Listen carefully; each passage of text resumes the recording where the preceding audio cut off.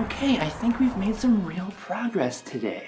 I think that Miss Hathaway talking about the benefits of winning her Oscar shows us all how we can move on from not starring in our own Catwoman movie.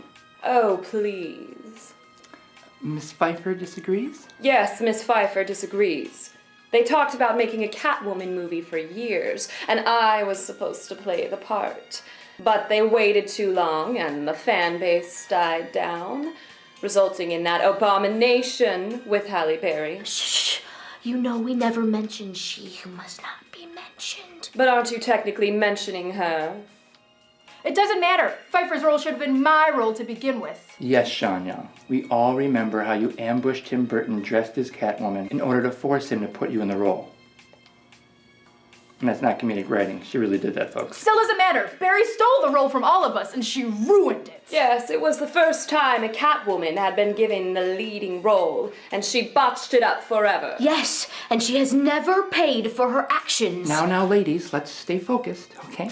Eartha Kitt, I believe last week we were discussing how you felt like a Catman, trapped in a Catwoman's body. No, I agree with them. We should keep our focus on the pussy bitch who stole our chances to shine. If it wasn't for her, one of us could be the definitive Catwoman. Aren't you dead? Kit Kat is right. It's time for retaliation. We can't just sit here all day and listen to this half-wit psychic analysis. Psycho. What did you call me? The counselor is name-calling. This group is falling apart. We need to take action. We will get our leading role. Rolling R's, unite! Now, ladies, this is getting out of hand. Now, the Catwoman movie is so despised that no one would ever write that character in a leading role. Okay? I doubt you could even get the lead in the Catwoman review. The what? The Catwoman review. The one coming out this week. By who?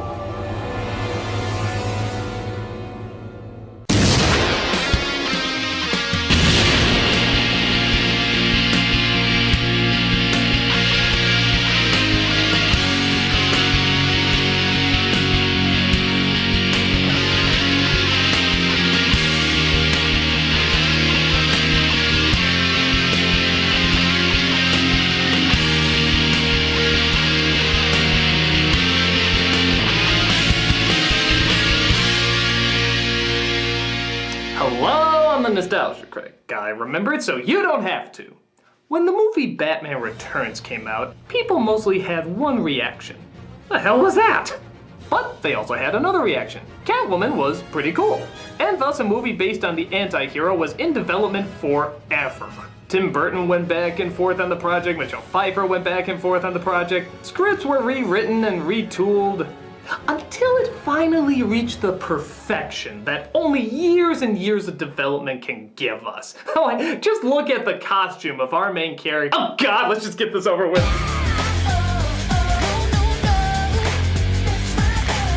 This film not only tops a lot of worst comic book films of all time lists, but it also tops a lot of worst films of all time period lists. And you can definitely see why. It is a special kind of bad. The kind of bad that the main characters from the producers would put together as an intentional flop to cash in on some sort of money scheme.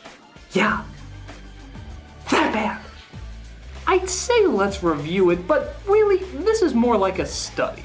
A study in asking the questions how, why, and...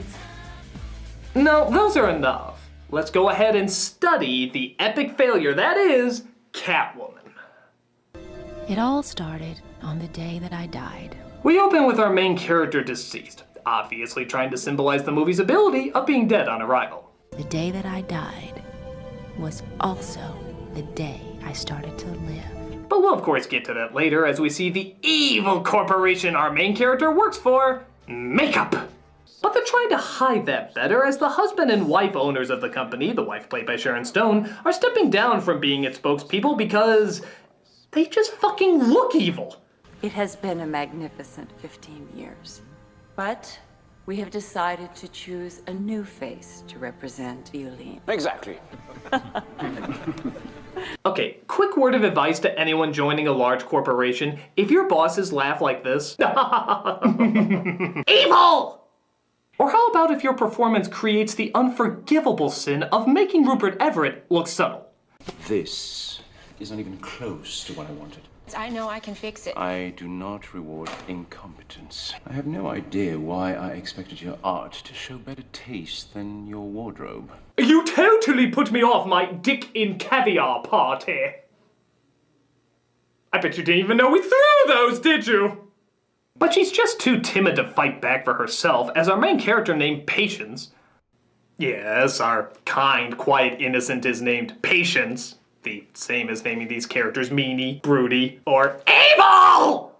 Still manages to get to his pity as he allows her to turn in the project tomorrow by midnight. But that's pretty tough, seeing how she can't even tell those hardcore parties with pink light bulbs to keep their music down. Excuse me, hi.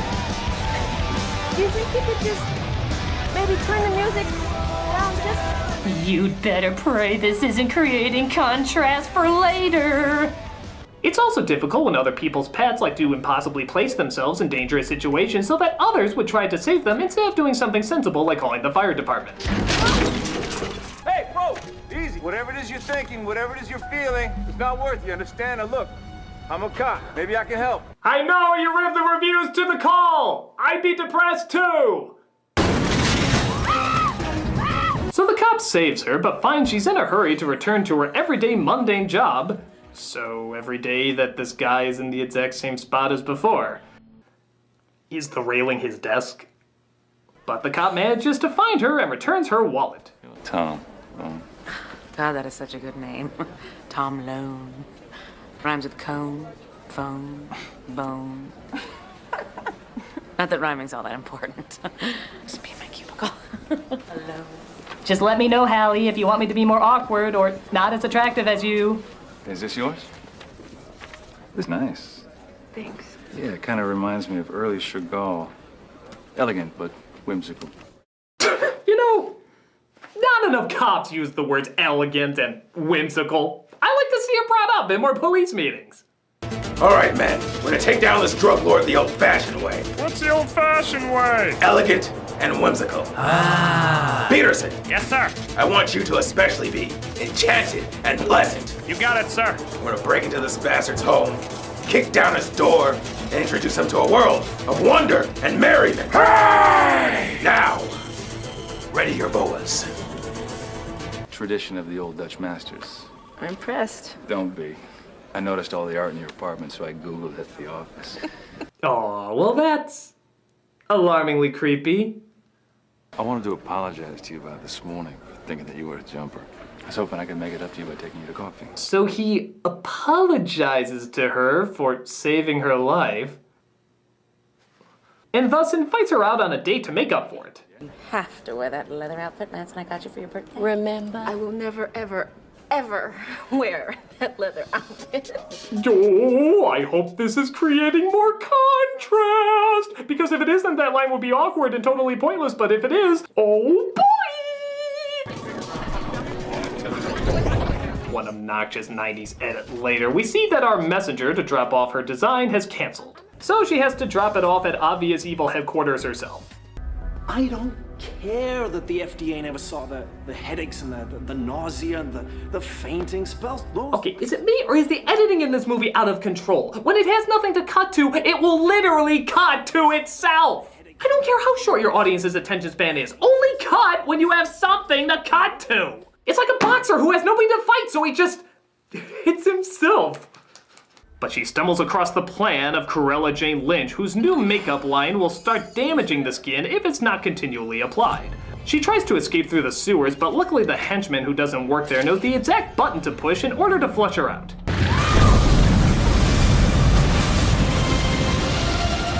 So she falls into the river, yet somehow ends up on some rocks far away from the river. Did the water just grab her?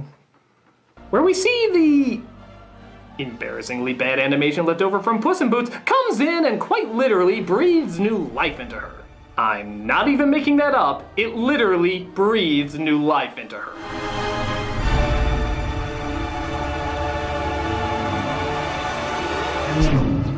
I suddenly have a need to incorporate horrible cat jokes into my life. Oh, Oh, and I'm not kidding. Everything she does the following day is related to some kind of bad cat humor. She sleeps on a shelf, lands on all fours, hisses at dogs, eats several cans of tuna. And I shit you not, this is a real scene of what happens when someone gives her catnip.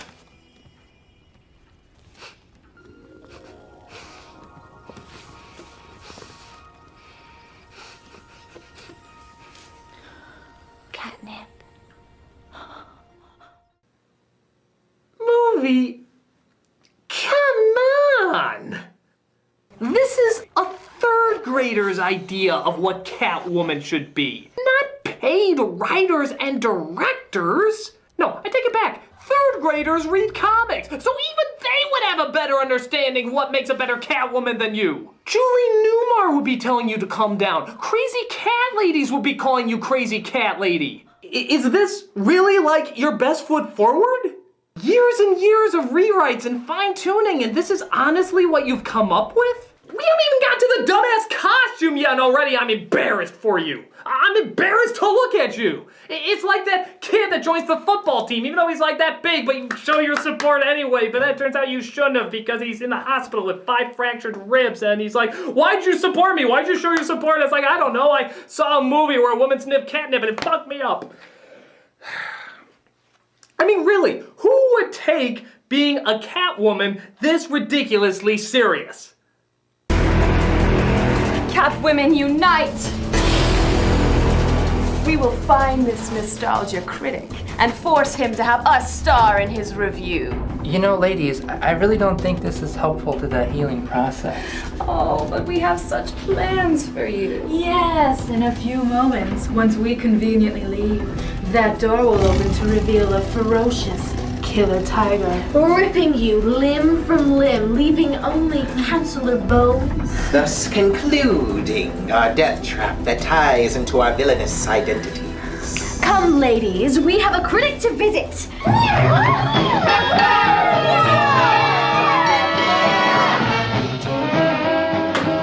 How will the counselor get out of this one? Will he be the main course for our ferocious feline? Will he be ripped to shreds and left for tiger chow? Will his body be gnawed at until the gnawer can gnaw no more? Will he be next week's kitty litter? Will Tiger Digestion be his new iPod playlist? Will he have to spend the rest of his life as a kitty kebab? Can the counselor stand being part of a great balanced breakfast? Is there any escape from his delicious decadent doom? Tune in tomorrow. Same bat time, same bat site.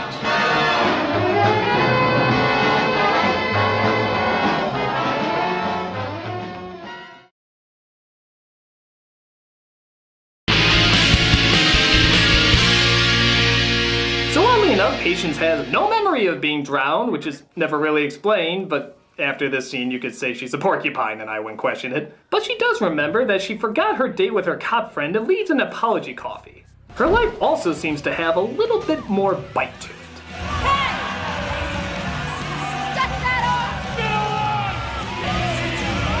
I think someone's cooking up some contrast payoff! Yeah! The opposite of what we saw before! The opposite of what we saw before! The opposite of what we saw before! But the contrast doesn't stop there. She gets on that leather outfit she said she would never put on and starts living up to her cat burglar name by stealing stuff. But it seems she now has a split personality, as in the morning she does remember stealing them and actually returns it with the word sorry written on it. She finally wants to know what the hell is going on, so she returns the cat named Midnight to its owner and asks what the hell is going on. You wrote this? I was a professor for 20 years. The goddess Bast. The miles are sacred to Bast. They're her messengers. Oh, and here's a fun game. Bet yourself $10 that you can listen to this explanation of who she is without cracking a smile. You follow your own desires. This is both a blessing and a curse. You are a Catwoman, incredibly heightened. So I'm not Patience anymore? You are Patience. And you are Catwoman. You just lost $10, didn't you? So as she shows all the Photoshop pictures of history, she says that she has been given a gift that's been passed on through the ages, and that she has tried to prove this theory as a professor in the past, but nobody has ever believed her. Why? Male academia. I'm sorry, what was the reasoning again? Male academia. Okay, look, lady. I'm not gonna act like there isn't some double standard bullshit going on in the world. Women getting paid less than men, that's bullshit. Men sleeping around with women being called a player, but a woman sleeps around with men, she's called a slut, that's bullshit. But when you go around with your theories that there are in fact Catwomen who exist today and have existed years in the past because the spirits of the Egyptian gods are in these little tiny felines going around who breathe on dead women, bringing them back to life, a sort of Catwoman zombie, if you will, who now exist and fight crime even to this day. Why do you think nobody believed you again? Male academia. Wrong! It's because you're fucking crazy! Male academia. Suck my sexist, women-bashing, chauvinistic, stripper-watching, porn-loving, overly paid dick! If this movie's all women or power, how come in the next scene she's dressed like a poster a 13-year-old boy would hang over his bed and jerk off to? Yeah, look at that thing. It looks even dumber close up, doesn't it? I can't tell you how it looks on her far away because I never see it on her far away. Instead, they place it on her CGI puppet, which makes me keep checking the TV to make sure I haven't put on a rerun of fucking Reboot. Someone needs to show these idiots how Catwoman is really done. Hello? Hello, critic. We're just giving you a fair warning that you better watch your back and keep an eye out around every corner because a fearsome band of sharp-toothed panthers are on the prowl. Okay. Guess I'm not gonna throw any caution to the wind here. Who could that be?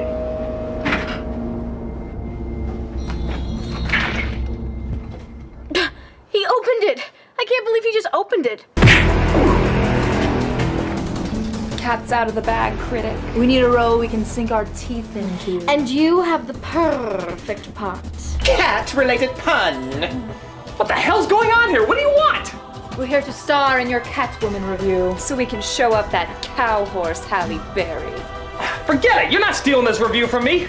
Very well, you force us to take action. Get ready to be declawed.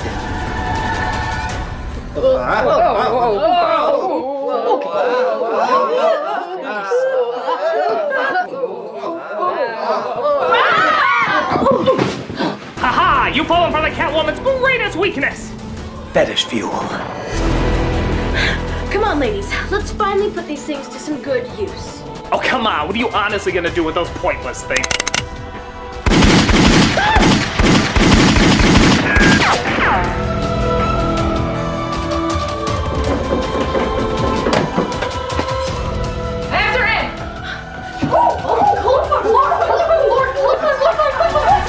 Okay, I know it's here somewhere. This is soundtrack, movie, what the fuck is that doing here? Ah, here we go. Pull stairs, pull stairs, pull stairs, pull stairs. Try playing to the Catwoman's duality. It often wins them critical praise. Hey! You seem very too people-ish. Are you kidding? I am so psychologically tortured. What do you mean? I'm the one who's constantly switching sides. Hey, I am extremely complex. Oh, please. You never even got a chance to be in the role. My dreams were crushed in the first third of screen time. Oh, yeah? Well, can you sing about your dreams like this?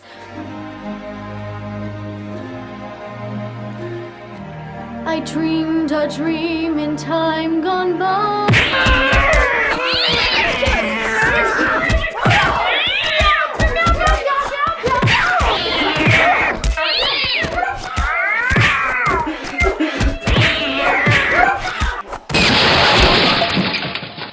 Well, that cat fight's going on outside. Let's see the real catastrophe that's going on here.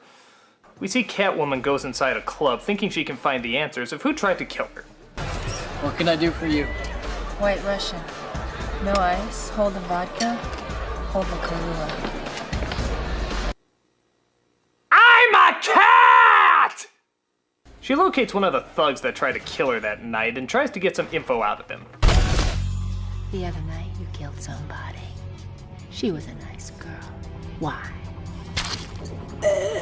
Oh wait, gee, let me try and guess what the next line is. Dog ate your biscuit? Cat got your tongue. Oh yeah, that seemed much more logical. So, he tells her about the secret headquarters, she goes there, and then leaves. Odd. But wait a second, our cop friend might be on the lead about who stole and returned those jewels from the other night. Well, there are similarities. Shape of the S, harsh stroke of the R's. Are you fucking kidding me? You took it to a handwriting expert? A handwriting? Look at them! Ray Charles with a fucking blindfold on could tell it was the same person! But hey, don't let this get in the way of your date, where a carousel breaks and she uses all her flips and kicks to save a little kid from falling. No, wait a minute. Could this and the handwriting point to her possibly being the culprit? Well, I'm not sure how you did it, but I'm impressed. Guess not! No, clearly he needs to see her do it. Like this encounter at Cirque du Soleil where she's trying to get more answers. When our cop friend comes across the Catwoman who's the same height, same skin color, exact same voice, and yet, really fucking miraculously, still can't tell who it is. Yeah, look at him trying to take off that mask. Oh, you'll figure it out someday. Up too late, she got away. Oh well, better luck next time. I'm off on a date with my cat-like girlfriend. It's good to get away from that criminal I'm chasing and being hooked up with a completely different person who hates the rain like a cat, eats sushi like a cat. She even makes purring sounds while having sex with you because guess what, you fucking moron? She's a goddamn cat. Can you just promise me that there's a little blonde-haired niece going around actually solving the crime for him? It wouldn't be any more far-fetched than the rest of this movie, and by God, I just have to have some hope in humanity. Oh, fuck bunnies. Party, ladies! Put your kitty pride into it! Wait, I have a better idea. I'll be right back.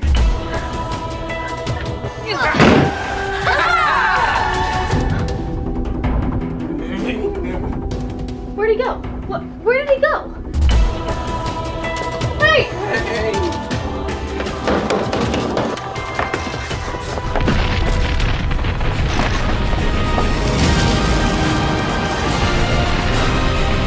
I am the Kwisatz Haderach! Give a dog a bone!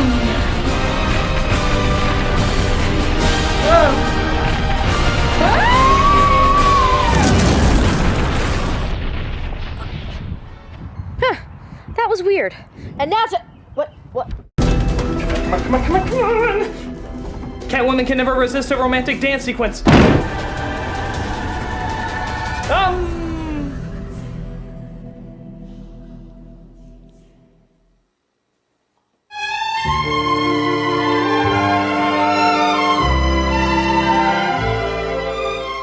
Anyway, Sharon Stone's evil plan is revealed, which is the exact same evil plan in the first 10 minutes. Nothing's changed, yet we spent an hour and a half trying to reveal it. And she frames Catwoman for the murder of her husband. But Inspector Clouseau finally figures out it was her the whole time. How? Well, through his brilliant deductive reasoning and high-tech CSI gadgetry, they took the lipstick mark that was left on his cheek during the fight sequence and compared it with the lipstick mark she left on a glass when they were dating, and a DNA and pattern decoder matched them up perfectly, thus deducing that they are in fact the same person. Wow, you made that so much more complicated than it needed to be. Hey genius, don't tell anyone, but I have a sneaking suspicion that one of these guys is stealing burgers. I haven't figured out which, but shh, we'll find the culprit. So even though she's thrown in jail, she slips through the bars. Can one of you remind me to hit something later? Sure. And makes her way to Sharon Stone's hideout, where she tries to stop her evil makeup from taking over the world.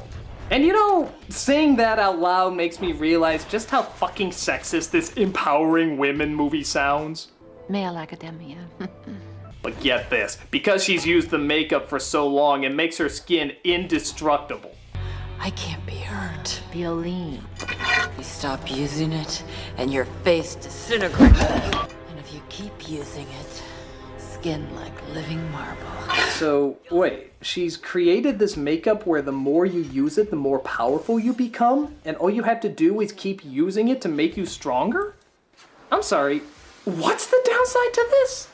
Oh, people will rot if you stop using it. Well, okay, keep fucking using it. Where's the problem? Why are you marketing this in cosmetics? You should be marketing this to the military. Male academia. Oh, I guess the problem is she's a fucking liar. The makeup is clearly not indestructible, as it apparently starts coming off.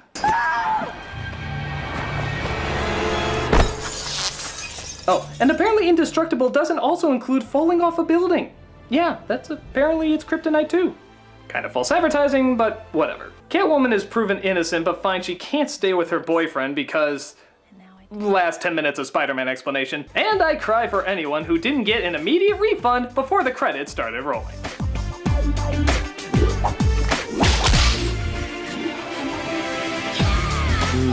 You dance so well. Yes, and since I'm so complex, it feels like I'm dancing with more than one person. Actually, it feels like a little less than before. Hey!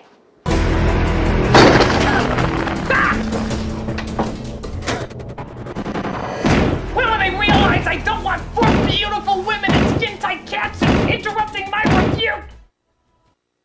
The fuck am I doing? Hi! You know, I'm not sure if you're aware of the internet's policy on boobs. You see, just the mere appearance of them, even if they're covered up, guarantees a view count of double D proportions. We would be more than happy to continue exploiting our boobage once you give us an opinion of that god-awful Halle Berry. Oh, what, her performance? Well, that's easy enough. I think she's fine. What?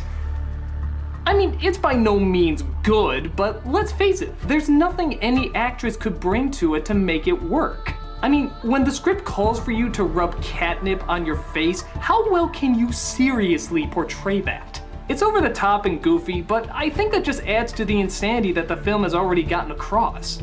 So in all fairness, I see no reason to ball her out for it. Wouldn't you agree? Is my male academia showing? Prepare to be neutered by bullets, cat blocker. All right, stop it, all of you! I mean, haven't you ever put together that maybe not being in this movie is the best thing that could ever happen to you? I mean, this film is beyond bad. Like, head-scratchingly, how on earth could anybody take any sentence in this seriously bad? It's a marvel. It can barely be put into words. Nothing in any realm of reality could possibly save it from the bad writing and directing that consumed every frame of this picture. Yeah, it is that bad. And you want to be a part of that? You don't even know what you're suffering from, do you?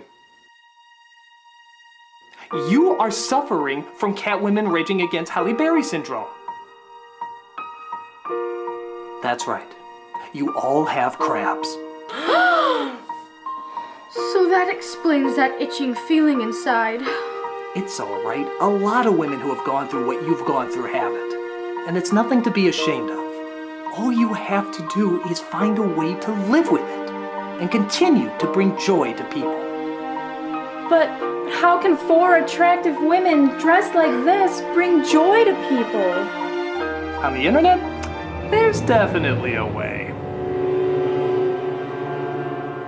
Oh, I am so fluffy. Look at that, so neat. Yep, the only thing that bizarrely gets more views than porn is cat videos. Oh my god, Eartha, you are so cute. Hathaway, you're adorable.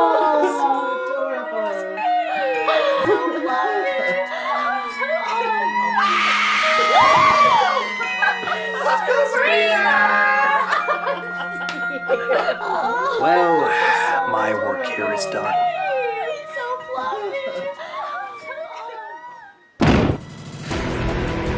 Halle Berry!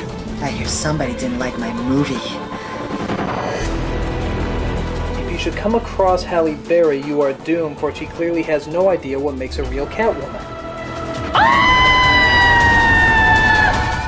Halle Berry is crazy! We're beyond that, critic! Tear me apart! You're projecting! Someone's got a bad case of the crabs. Oh, you are so fluffy.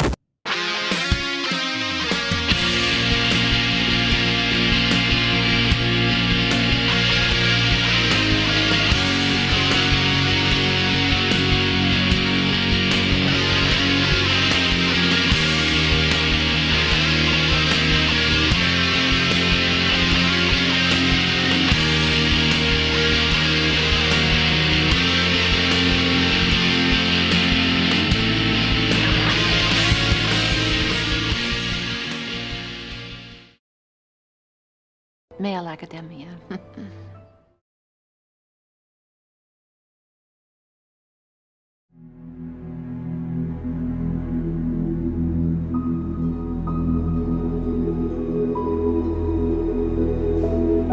I'm Anne Hathaway, and I have crabs.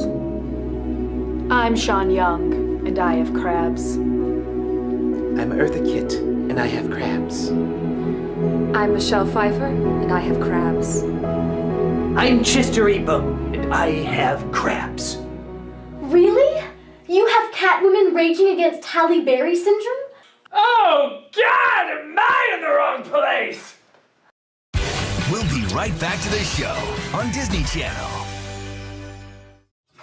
When dehydration is a risk. Hey, that's mine. I'll buy you a pony. Choose Pedialyte for fast, effective rehydration. It's not just for kids. Watch all new Bumped. Why are they smiling like that? I'm excited to see these scenes. Say to new Bumped. New episodes Fridays at 8 on Disney Channel. Now, let's get back to the show on Disney Channel.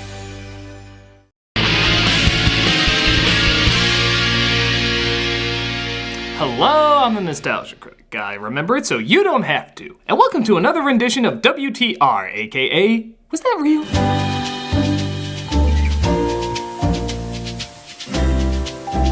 This is where we look at TV shows that may be forgotten by some, but remembered by others for just how strange they were. With that said, when you hear the term Steven Spielberg produced cartoon, what's usually the first thing that pops into your mind? For most people, it's usually Tiny Toons, Animaniacs, Pinky and the Brain, Freakazoid, or if you want to go really obscure, you might even think up Hysteria or Toonsylvania. But there's one that even die-hard fans usually forget about because even mentioning the name usually results in a giant DOW! That of course is Pinky, Elmira, and the Brain. DOW! See? Yep, this actually happened, folks. Not an episode, not a standalone special, but an entire series that absolutely nobody demanded. Those aware of its existence often ask the same question: why? These two elements seem to have nothing in common, so why put them together? Well, to understand, we gotta start at the very beginning. Pinky and the Brain, the two lab mice bent on world domination from Animaniacs, were doing pretty well with their own spin-off show entertaining kids with the same adult edge that most Spielberg cartoons had. But the studio was concerned just having the two of them wasn't enough. You know, seeing how a show's success isn't based on a show's success, but rather how many toys you can sell. So in the middle of their successful run, the writers were encouraged to put in an extra character. Oh, not a side character like ones they've had before, but one that would be a permanent addition to the main cast. Their response was a surreal slap in the face known as Pinky and the Brain and Larry. Without explaining to the audience what was going on, there was a weird occurrence where out of nowhere a character named Larry existed. And he was squeezed in to do literally nothing but declare himself as Larry. Pinky and the Brain. And Larry. Yes, Pinky and the Brain. And Larry. Their twilight campaign is easy to explain. Larry will explain it. Audiences laughed, even though they probably didn't fully get it, but the message was made clear to studios. Pinky and the Brain worked because it was only Pinky and the Brain. And if it wasn't broken, it didn't need to be fixed. For a while, the stunt had worked, seeing how the pressure to include more characters faded away. But in 1998, the studio had a new idea. To combine Pinky and the Brain with a character from the since then cancelled show Tiny Toons, Elmira Duff. Intended as a little girl version of Elmer Fudd, except instead of hunting animals to death, she loved them to death. Somebody somewhere apparently really loved this character, because she showed up everywhere. They used her in dozens of Tiny Toons episodes, had her cameo in both Animaniacs and The Plucky Duck Show. They even tried to give her a spin-off series based on their family that never got off the ground. While not a bad character, somebody clearly wanted to use her as much as possible. And here she was again, now being forced into a comedy duo that nobody wanted to do. And I mean nobody. And I know what you're thinking, oh, where's your proof that the writers of the show didn't want to work on it? Right in the show's intro. Every week, the title song made it clear that this was being done under protest. And they summed it up in one lyric. So Pinky and the Brain share a new domain. It's what the network wants. Why bother to complain? There's even another lyric hinting that the entire project is out of their control. The earth remains a goal. Some things they can't control. They're Pinky, Elmira, and the Brain. You can't get any more obvious than that. Even the DVD cover kinda looks a little half-assed. Just draw it fast to see if we can get a few bucks out of this. So after years of hearing about this show's existence and finally breaking down and buying the DVD, is it as bad as everybody has built it up to be? Well, how do I put this? I'm kind of more disappointed that I'm not more disappointed. I mean, yes, it's a bad idea and clearly nobody wanted to do it, but it's still the same people who did Animaniacs and Pinky and the Brain. And for what it's worth, it shows. Not only is the animation still pretty damn good, but the voice actors are hilarious, and the writing, though in a scenario that's hard to be creative in, is still pretty friggin' funny. No joke, there's a lot of times where I laughed really hard watching this. Maybe because they knew this wasn't such a hot idea, there was an extra dose of cynicism that made it a bit more pessimistic than usual. Happy ending? There are no happy endings. Life is an uninterrupted series of humiliating failures. Whatever. I think Elmira's seen Titanic a few hundred times too many. Let's hope she never rents a Clockwork Orange. Almost like the attitude was, screw it. If we're gonna be stuck with this, we might as well do the best damn job we can with it. And that's evident throughout most of the episodes. Don't get me wrong, these are by no means masterpieces. In fact, a lot of the stories feel very rushed, with most of them just being shorts rather than taking up an entire episode, like the original show. But truth be told, it does have some genuinely funny moments. Not only are some of the lines funny, but the delivery from the voice actors on some of these lines that wouldn't get a laugh suddenly turn out hilarious because of how well they say it. If Fred Flintstone knew the giant order of ribs was going to tip over his car, why did he order them every week? I am truly alone. Elmira, look at the wall. It's a magic doorway. Run and jump inside the light. There's even kind of a dark humor to how much the show loves to insult Elmira. She's just a little kid, but the world seems relentlessly cruel to her. Let's begin the tryouts for the talent show. Our first student is, oh dear, Elmira. But she's always too naive to realize it, so it never comes across as too mean-spirited. Get away from my stall before I curse you. Some of the jokes are enjoyably strange too, like the hint in the opening that somebody from the burnt-down lab is trying to hunt them down. And you want to know who that somebody is? Christopher Walken! Yeah, no reason why, it just so happens to be Christopher Walken. You gonna run him over with your car? You're a very hostile little man. Come see me in 10 years. I might have a job for you. Can I blow up dumpsters? Yes, you can. Now go away. You depress me. It's beyond bizarre, but how can you not chuckle at that? There's also a strange choice where they take a carnival owner, who's voiced by Tim Curry, and just make him look like Tim Curry. Yeah, they're just making it look like Tim Curry owns an evil carnival now for some reason. Wonderful, just wonderful. Save that energy for the next show. Boy, I laugh a lot. True, you're scratching your head, but you're kind of giggling at the idea too. There's also some side characters that are surprisingly not bad. While we never see Elmira's family, we do see her next door neighbor who she has a huge crush on, despite the fact that he's just a big dumb bully. In fact, he's even voiced by the actress who did Nelson's voice, Nancy Cartwright. I'll give you $5 if you put a dead rat in the potato salad. Where's those talking mice? This gets especially strange when he falls in love with the Brain disguised as a little girl named Patty Ann, and it forms the most bizarre of love triangles. Elmira even kind of resorts to kidnapping. It's pretty out there. There's still references to modern day commentary, and there's even some very impressive writing satirizing the Raven done entirely in rhyme. And for a weekly cartoon show, these are some of the cleverest rhymes ever associated with the poem. You're demented, I asserted. Preternaturally perverted. I refuse to acquiesce to you, you spawn of incubi. Potty mouth! Her voice came blaring. Cranky Mousie's always swearing. No, I only was declaring that your brain's a few cells shy. So, there seems to be a lot of good about it. Does that technically make it a good show? Well, it depends on what you're looking for. While there are a ton of laughs, there's also a heavier lean towards smaller kids, with a lot more songs and child-friendly imagery. While the Pinky and the Brain show was never huge into stories, they were usually creative and were given time to grow. Here, the stories seem more like excuses for jokes. They often don't go anywhere and usually feel like they're more stopping rather than coming to a conclusion. There's also the problem that Pinky and the Brain worked because it was an extreme genius teamed with an extreme moron. But now, there's two morons, and a lot of it is centered on Elmira, so Pinky almost seems pointless to the setup. On top of that, as funny as a character Elmira can be, she was usually best in small doses. Remember, originally she was the antagonist, the person you were trying to get away from. Pinky was still a protagonist, so you liked being around him. When you design a character you purposefully want to get away from and then find out you had to put up with her for 24 minutes, it can be a little bit to stomach.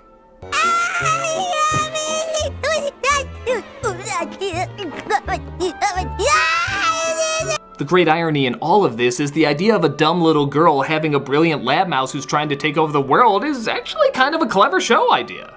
It could potentially be funny if that's what it started off as instead of what we did start off with. But because it's already a combination of already established ideas that weren't meant to be that, it's not allowed to go as far as it could. So most of the time we're stuck in suburbia and not allowed to travel to many other places. Plus, as good as the elements are that I mentioned before, you can never really get around the fact that this feels like a forced sellout. Some ideas, even if they sound like that, are strong enough to escape it, but just saying the title Pinky, Elmira, and the Brain, it just sounds like they're grasping at straws. So if you're wondering whether or not this is actually worth checking out, I would say, yeah, kinda.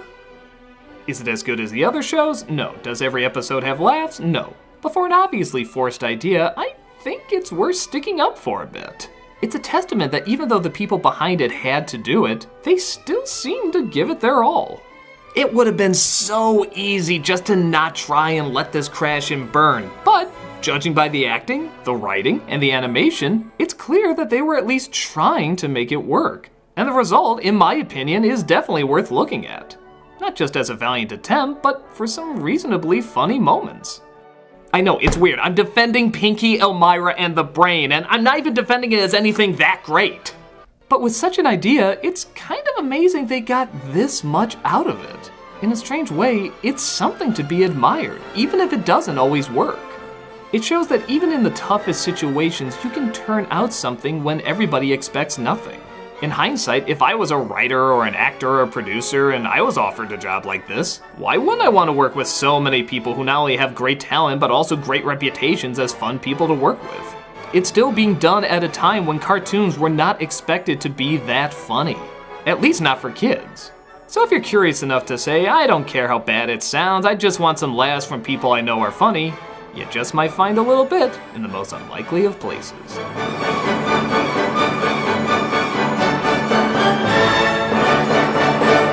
I mean, come on, it was a lot better than this crossover. I'm the Nostalgia Critic, I remember it so you don't have to.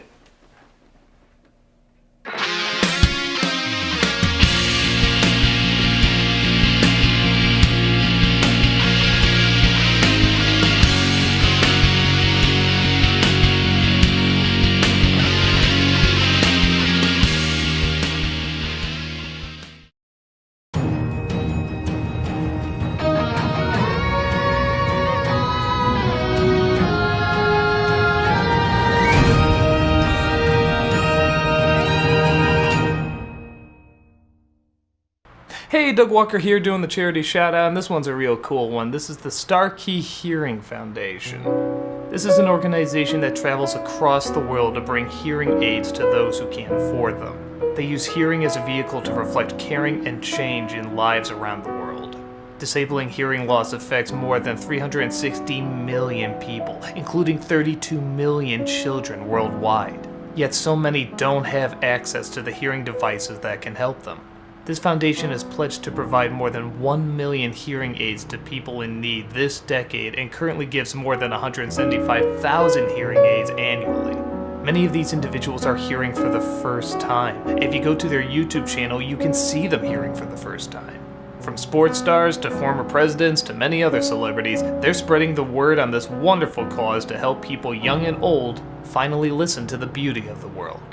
Check out their site or their YouTube channel and hear the difference for yourself.